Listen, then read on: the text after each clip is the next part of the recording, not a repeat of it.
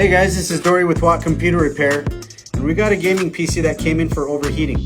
We want to see if it's a thermal paste or if the liquid cooling system is malfunctioning. So we already replaced the thermal paste, and we're going to power this bad boy on and see if it's fixed or if the liquid cooling system needs to be replaced.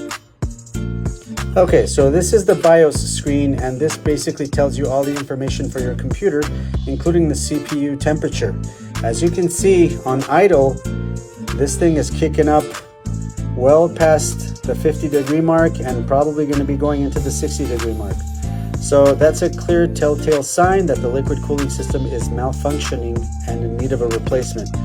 So this particular computer has a liquid cooler that's a single fan system. You could probably pick one up for about 40 to 60 bucks on Amazon, and replacing it will pretty much take care of your issue. Hope that helps. Be sure to like and subscribe. Take care.